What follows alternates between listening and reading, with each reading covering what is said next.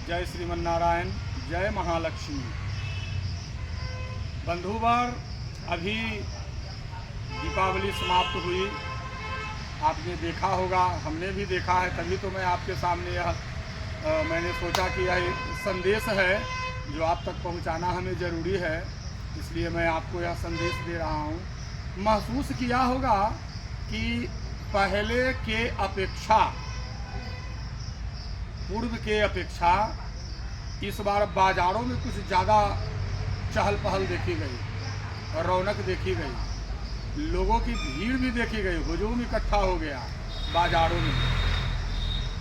तो मैं केवल इतना ही कहना चाहता हूँ उन सभी लोगों से और आपसे भी कि क्या जो यह भीड़, लोगों का हुजूम,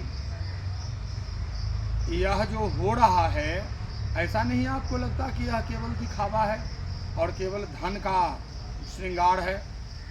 बाकी के गरीब लोग ज़रा जाकर उन गांव के लोगों को देखिए जिनका जीवन स्तर निम्न स्तर का है, उन लोगों ने कैसी दिवाली मनाई होगी।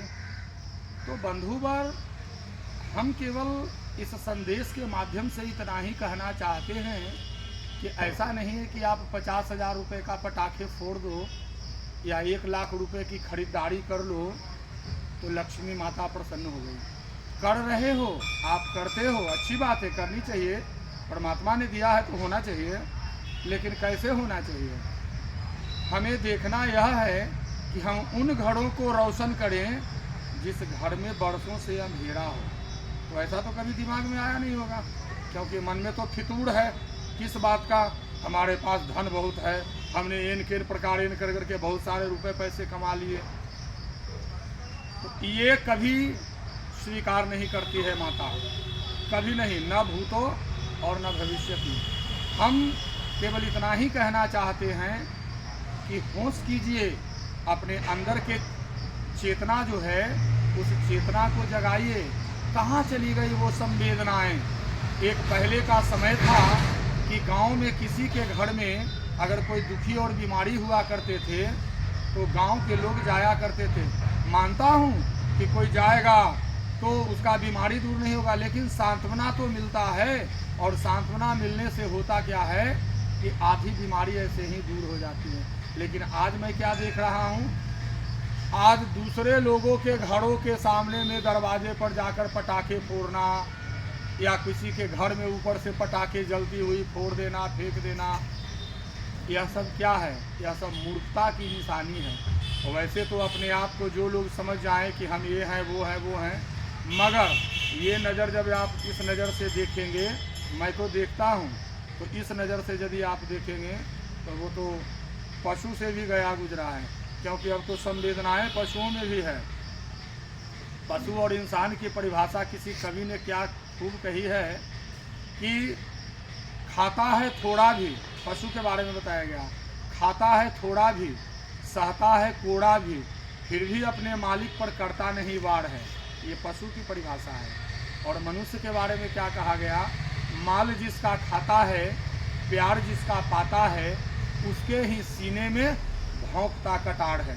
ये हो गया मनुष्य आज का। तो बंधुवर, हम केवल इतना ही कहना चाहते हैं कि जिस दिन अपने आत्म तत्व को जगा लोगे, जिस दिन अपनी संवेदनाओं को बाहर निकालोगे, प्रकट करोगे, उस दिन से तुम्हारा जीवन धन्य हो जाएगा।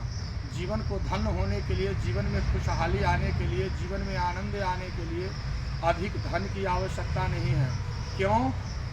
क्योंकि अधिक धन ही जी का जंजाल होता है। तो अब आप समझे कि हमें जी का जंजाल चाहिए या सुकून चाहिए। अभी तो 100 में 99% जो लोग हैं जो केवल और केवल भाग दौड़ लगाए हुए हैं धन की चाहत में, तो ठीक है, आप जैसे तैसे येन केन प्रकार से कमा लेते हो, लेकिन शास्त्र क्या कहता है? अन्याय और अनीतिपूर्ण तरीके से कमाया हुआ धन, अन्याय और अनीतिपूर्ण तरीके से कमाया हुआ धन सर्वप्रथम अपने कर्ता का नाश करता है और उसके बाद फिर उसका समूल विनाश कर देता है। ये होता है हराम का धन। अगर मेहनत से पसीना बहाकर या बुद्धि विवेक खटाकर आप पैसा कमाते हो तो तो यदि आप 1000 रुपया कमाते हो तो वो 1000 का वास्तविक मूल्य परमात्मा के घर में 1 लाख हो जाएगा। बड़कत जिसको कहते हैं, बड़कत 1 लाख का हो जाएगा। लेकिन अगर आप हराम के तरीके से कमा रहे हो तो 1 लाख भी रोज़ कमाओगे तो उसका वैल्यू 10 पैसे बराबर भी नहीं रहेगा।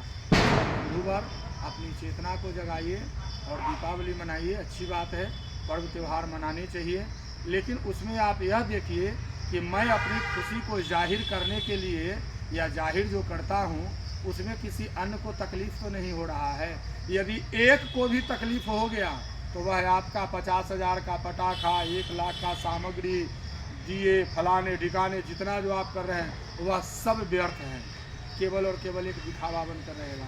इसलिए दीपावली दिल से मनाइए, माता लक्ष्मी की पूजा दिल से कीजिए। ठीक है।